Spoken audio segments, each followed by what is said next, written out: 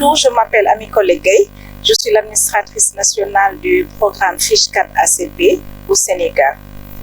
Le projet Fiche 4 ACP, c'est une initiative donc, de l'Organisation des États d'Afrique, des Caraïbes et du Pacifique, donc financée par l'Union européenne et le BMZ, le ministère fédéral allemand de la coopération et du développement économique, et mis en œuvre par la FAO en étroite collaboration avec le ministère des Pêches et de l'économie maritime. Nous, dans le cadre de ce projet, donc, nous avons visé spécifiquement le développement durable de la chaîne de valeur des huîtres au Sénégal, ce qui a fait que nous avons pratiquement touché toutes les cibles, donc de toutes les régions, donc de toutes les zones productrices d'huîtres, et avons travaillé tout au long de la chaîne de manière inclusive avec l'ensemble des parties prenantes, y compris les acteurs à la base. Et c'est ainsi qu'ensemble, nous avons élaboré une stratégie décennale de mise à niveau de la chaîne de valeur des huîtres. Et dans cette stratégie, il s'agissait donc, dans un premier temps, d'essayer de connaître davantage l'environnement de l'huître qui a conduit à des études que nous avons eu à effectuer avec des partenaires au niveau local. Il s'agissait également donc d'essayer de voir comment améliorer les aspects sanitaires. Et c'est l'occasion de dire qu'actuellement, le Sénégal dispose d'un plan de suivi et de contrôle sanitaire de l'ensemble des coquillages, y compris les huîtres qui nous concernent. Et en axe 3, qui était essentiel au développement de la chaîne de valeur, il y avait la migration progressive vers l'ostréiculture. Et quand on parle de l'ostréiculture, c'est l'élevage des huîtres. Et cette partie, prise à part, on voit que là où nous sommes actuellement, il s'agit du bassin de dégorgement des huîtres au niveau des Almadies, qui fait partie de la commune de Ngor. Donc, cette partie de dégorgement vient en bout de chaîne de la chaîne de valeur des huîtres. Parce que tout simplement, c'est la partie qui permet donc de valoriser les huîtres, de procéder à la vente en frais. Mais ceci nécessite quand même des aspects obligatoires, y compris tout ce qui est maîtrise sanitaire. Nous avons déjà le plan, mais au niveau de ce bassin, c'était important donc d'agir parce que c'est un bassin qui date quand même de longtemps, qui mobilise l'ensemble de la production qui vient donc des zones de Toubacouta, qui viennent de la zone de Joal, même de la zone de Gandiol. Donc, c'est un bassin donc, où on arrive à rassembler l'ensemble des produits, des huiles qui sont produites au niveau des différentes localités et qui sert de point de vente en frais également. Nous avons jugé nécessaire, et c'était inscrit dans la stratégie donc, de procéder à la réhabilitation de certaines infrastructures de la chaîne de valeur et même à la construction de nouvelles infrastructures. Et nous avons opté pour réhabiliter ce bassin. Du point de vue historique, c'est un bassin historique qui date de longtemps. Donc, c'est un point stratégique donc, de commercialisation des huîtres basé à Dakar, à la pointe des Almadies. Tout autour, il y a des restaurants, donc c'est un lieu attractif. Et également, comme ça sert également de point d'attraction par rapport aux produits qui viennent donc des autres régions, nous avons voulu réhabiliter le bâtiment parce que tel que vous l'avez vu, le bâtiment était dans un état, je dirais pas pitoyable, mais quand même un état qui nécessitait d'être retapé, d'être amélioré. Et nous avons opté pour ça. Et dans un second point, il s'agissait maintenant de donner un cachet sanitaire aux huîtres qui sortent de ce bassin. C'est important que les gens viennent, consomment les huîtres, donc qu'ils soient en sécurité. C'est pourquoi nous avons, au-delà donc de cette réhabilitation, il y a une autre phase qui va consister à l'installation des équipements de purification. Donc, de filtration, de purification, de sorte que les huîtres qui vont sortir de ce bassin auront un cachet donc propre du point de vue sanitaire et sécurisé qui pourra permettre aux consommateurs donc de pouvoir les consommer en toute sécurité. Et ceci va entraîner également, n'oublions pas que nous sommes dans le cadre d'un flux d'échange avec les communautés au niveau local, dans les zones de production et autres. Donc, ceci va entraîner également le développement de ces communautés donc, et surtout l'absorption de ces produits. Un autre point caractéristique, on peut dire que le bassin des Almadies, une fois finalisé, donc avec tout ce que nous avons prévu de faire, va constituer le premier bassin centre de purification donc des coquillages, notamment des huîtres en Afrique de l'Ouest. Et ça, c'est important. Donc, ceci va constituer un modèle de développement donc, de la filière ostréicole au niveau du Sénégal. Et tout ceci est fait dans le cadre de ce projet, le projet Fish for ACP, donc qui est mis en œuvre par la FAO. Et dire que sur tout ce processus, sur tout ce qui concerne un peu l'ensemble du travail que nous sommes en train de faire au niveau du bassin, nous sommes en étroite collaboration avec la mairie de Ngor. Donc, nous aurons tout à l'heure peut-être le maire qui va revenir sur ces points. Mais c'est important parce que ce bassin est sous la supervision, sous le contrôle donc, de la mairie de Ngor. Donc,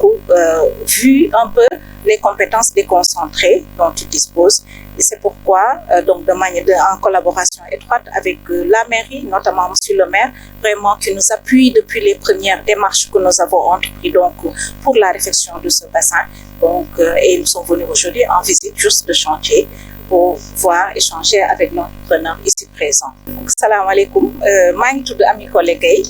maay gestionnaire du projet boobu ñuy wax projet Fish for ACP. Donc mu nekk projet boo xamante ni organisation État d'Afrique et des Caraïbes et du Pacifique ñuy wax OACP ñoom ñoo ko demandé woon pour 12 pays dont le Sénégal. Projet bi nag si biir Sénégal donc FAO moom moo koy mettre en œuvre ànd si ak gouverneur ak ministère des pêches et de l'économie maritime, mais Union européenne ci baaxaayu Union européenne ak BMZ ministère fédéral allemand de la coopération et du développement ñoom ñoo indi financement bi koppar yi nga xamante ni moom la ñuy liggéey si biir projet bi. mu nekk projet boo xamante ni nag li ko tax a jóg mooy li nga xamante ni mooy yoxos ñu xam ko te jigéen ñi di si yëngu bu baax nekk si zone yu bare mu nekk zone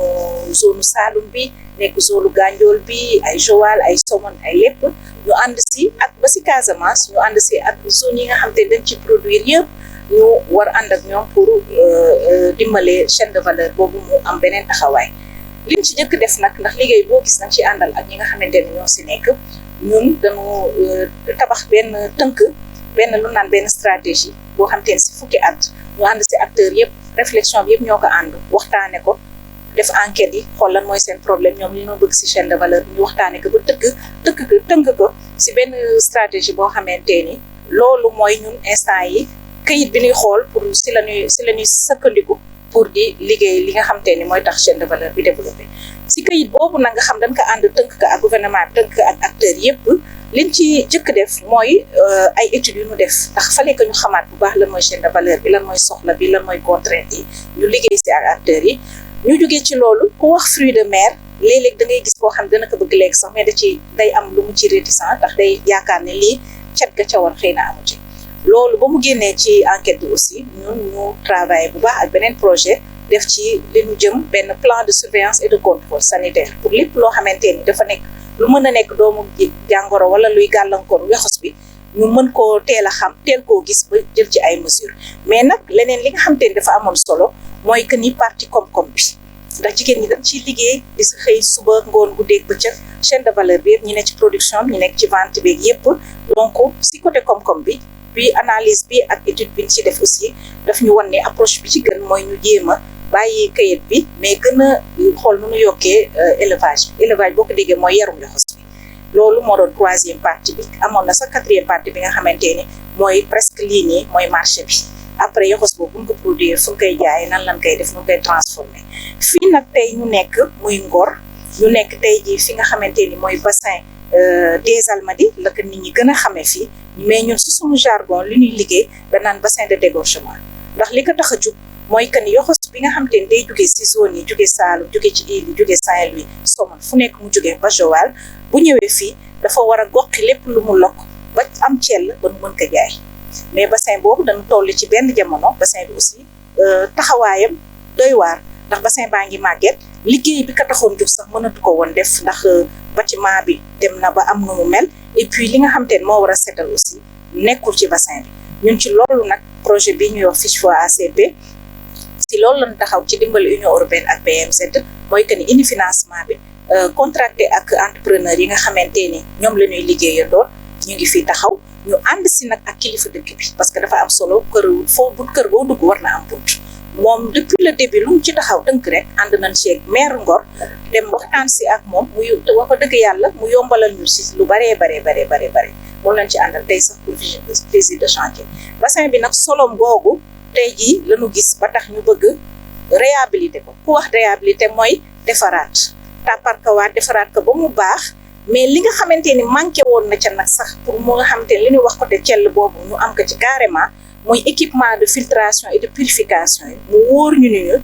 yoxos bu fi toog ak matériel boobu ak liñ ciy filtré liñ koy def bu ci génnee dana ànd ak set ak Thiel boo xamante ni fu ñu waay jóge mën nga ko lekk ànd ci xel bu dal yoxos bu mu jëlee ci àll bi fu mu mënti jógee bu ñëwee bu duggee ci bassin bi ba génn dina ànd ak cet ak Thiel te dina mën a permettre aussi ñu jaay ko ci anam bu sell ci bu tooy bi loolu ñun moom la ñu bëgg te li ci am solo mooy que ni bassin bi dafa nar a nekk référence ndax boo seetee boo jëlee partie Afrique de l'Ouest yëpp boo ko toppee bassin bu ni mel ñun ni ko bëgg a tëggee defaree ko noonu moo nar a nekk premier bassin de dégorgement et de purification en Afrique de l'Ouest donc loolu am na solo te dafa nar a constituer benn modèle bu solide boo xamante ni du ñàkk ñeneen sax dinañ jóge ci yeneen i dëkk ak yeneen i région di ñëw di jànge fii ci bassin bi loolu laa bëggoon partager ak yéen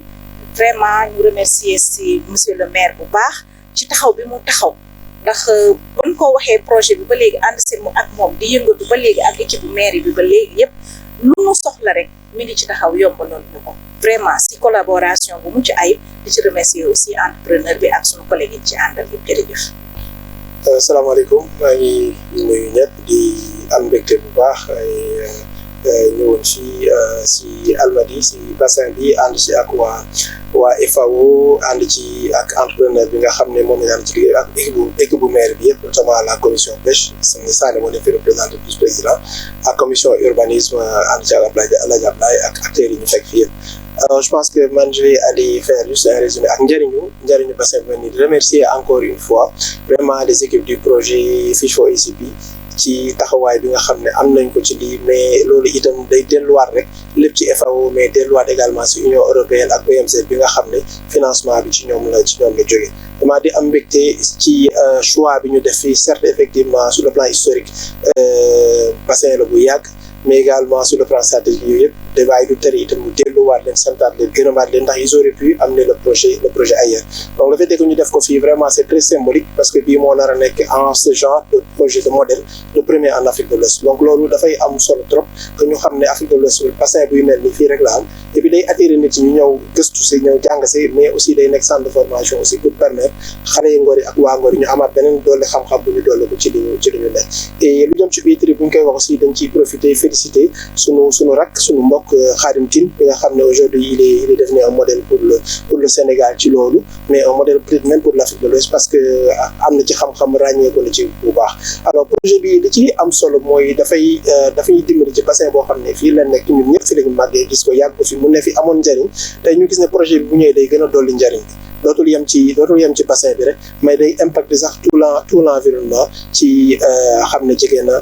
na bassin bi et au-delà de ça c'est vraiment aller sur le développement de l'économie bleue parce que suñu commune yi suñu doole mooy géej ndax loolu lañ am du yeneen commune yi amul donc tey bu ñuy def concurrence wala compétition dañu war a fexe jël suñuy atu ñun on les met en avant léegi lu jëm ci géej gi lu jëm ci lépp lu jóge ci géej gi tey ñun am nañ ci xam-xam bu yaatu am nañ environnement am nañ cadre bi pour mën ko développer moo tax projet yu mel ni ñun dañ ciy sawar bu baax jàpp ci gis na bi c'est un modèle de bassin pour les huîtres mais xam naa bu ñu jógee ci tout ce qui est projet structure ak yooyu on peut aller dem ci aquaculture dem ci leneen ak leneen et loo xam ne dafay nekkaat ci géej gi ndax Ngor tey ñi ngi wax ne géej gi yàqu na ñu nga am pollution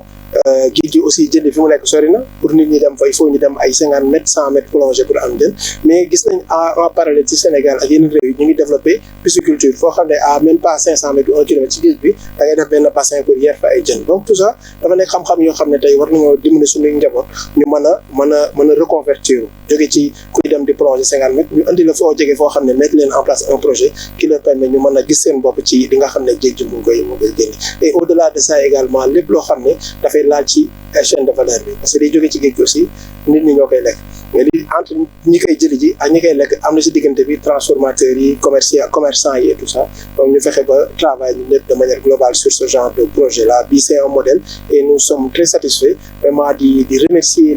les équipes du projet Fish for ACP ci seen taxawaay ci seen implication et ci seen motivation vraiment yàgg na première rencontre bi ak démarrage travaux yi pratiquement ça a pris quoi peut-être une année ou un peu plus ñu nekk ci vraiment donc ñoom jàmbaar lañ ndax lii bu sottee c'est grâce à eux et jaari ci ñoom remercier la FAO jaari ci ñoom remercier BMZ et l'Union européenne wax leen ne les populations sont là échanger ak ñoom te jubluwaay bi ñu am ci projet bi ñun jubluwaay boobu la ñu am pour jàppale suñu ay population donc le meilleur impact qu'on puisse avoir dans ce genre de projet là c'est pare jox ko population yi ñoom ñu mën ci gis seen bopp et la mairie reste ouverte à ce genre de projet là et au-delà du bassin vraiment échanger tàllal loxo FAO tàllal loxo la Banque mondiale tàllal loxo également Union européenne et surtout BMZ pour que cadre bi aussi au-delà de ce financement là du bassin ñu finance pour accompagner ñi nekk fii di jaay ay jën lakk jën fii sandwich et tout ça ñu accompagner leen ñu mën a moderniser ñoom seen jaayukaay yi pas toj fi jëlee leen fi noonu mais woo leen jàppale leen ci li ñu soxla ñoom ñu defaral seen bopp noo xam ne de manière cohérente fii dafay gën a mucc ayib parce que ni mel ni nit jàng fii ñëw ñu ngi lekk baax na et tout ça mais mën naa gën a baax li mën naa gën a moderne li mën naa gën a yaatu loo xam ne du lu ñuy ñëw di songoo ko xeex ak a toj ak a teggi non c'est vraiment de manière inclusive les inviter le partenaire demander le financement et les accompagner à moderniser cet espace de travail moderniser seen zone de commercialisation pour qu'en fait ñu créer benn chaîne de valeur globale Pointe des Almadies bassin bi la corniche des Almadies les restaurants mu nekk vraiment simple donc vraiment ñi ngi am mbégte bu baax tey visite de terrain la woon di tëj sama kàddu nag ci invité waa Ngor yëpp ak acteurs yi nekk fii ñoo xam ne lii en fait seen yëf la parce que adduna bi ni mu toll le projet wax na ko sànq c'est Afrique Caraïbes Pacifique donc lu yaatu la 12 pays la loo xam ne fukki ak pays ak ñaar ñoo ko moom ay dëkk ñu tànn sa dëkk def ko fi ak financement bi mu war dafay wax bu paree nag après nga téyel ko sa bopp la téye bi gën a rafet implication yi au-delà de ça comme ni ñu ko waxee tey li xam-xam la bu bees bu yokku am nañ doomu Ngor boo xam ne tey siiw na ci am ci xam-xam mën naa partager xam-xam ni mais buñ ci jógee yaatal aussi lu jëm ci géej gi lu jëm ci alam bi yëpp ñu ànd ci ñun ñëpp liggéey ci donc vraiment on remercie infiniment le partenaire et remercie également les acteurs qui sont là ñoom ñëpp ndax ñoom ñooy waa Ngor ñooy ñoom parce que c'est des décennies ñu ngi nekk ak ñoom di ànd ak liggéey ci huître et tout ça donc di leen féliciter di leen encourager di wax leen ni la mairie reste disponible à accompagner tout lu jëm ci géej gi la mairie sera là parce que c'est notre héritage géej gi moom suñu cosaan la suñu aada la suñu dono la donc xam nañ ne mën naa jëriñ askan bi yëpp li fay génn mën na faa génn ci lu bëri xam nañ ne Ngor zone de reproduction yàgg nañ ko wax parce que Gulf Stream bi bu jógee Amérique du Sud en fait zone bi Afrique de l'Ouest fii la ñëwee mélangé ak les eaux froides yu jógee vers l'Europe du Nord donc fii naturellement zone Sénégal bi ba Mauritanie c'est une zone de reproduction depuis toujours mais bu ñu fexee ba au-delà de la reproduction naturelle ci jën yi ci benn profondeur bi ñu fexe ba jege see aussi lu mel ni ay bassin lu mel ni ay zone d'aquaculture lu mel ni développer oystriculture lu mel ni mën a développer yeneen activités yi sur tout ce qui est mollusque dafay jëriñ waa Ngor yi dafay jëriñ njaboot yi yëpp te dafay créer xam-xam et ce qu'on souhaite c'est que Ngor devienne un label sur ce genre d'activité là comme ni nga xam ne dañu jumelé ak la Tremblade bi nekk France di may féliciter vraiment l'ancien maire qui avait démarché ça ak ñu ci àndaloon et la Tremblade aujourd'hui en France c'est la commune ou la zone boo xam ne ils sont labellisés tout ce qui est économie bleue et notamment oystriculture ils sont labellisés donc je pense que ce serait très bien que ñu dundalaat sax jumelage boobu parce que déjà ñu ngi ci oystriculture du yow mii def na fa formation Khadim aussi je pense que aussi mii na Tremblade trop parce que def na fa également ay visites yu bëri ak ay formations yu bëri donc ñu dundalaat ko pour que coopération boobu mën a jëriñ et que bassin bi mën a jur njëriñ pour waa Ngor ak waa Ngor yi leen wax rek ne la mairie sera là et Inch'Allah on va désigner un point focal projet qui va accompagner le projet qui sera là avec vous et toutes les commissions concernées notamment la commission urbanisme pour l'aménagement et les préventions et puis fii ñu nekk nii muy ponton bi xam ne symbole la si Ngor ñun ñëpp màggee Cunda fii xam nañ pont bi bon malheureusement après les aménagements sont allés dans tous les sens finalement Cunda c'est devenu un peu quelque chose d'autre mais war nañoo fexe ñi fi nekk des fii ñu fexe ba jëmal ko symboliser ko pour mu continuer di jëriñ commune bi et que les symboles Inch'Allah on va tout faire pour que Ngor nekk une destination touristique majeure mais également une destination de développement des initiatives privées liées à l'économie bleue Inch'Allah ñu ngi leen sant bu baax di leen gërëm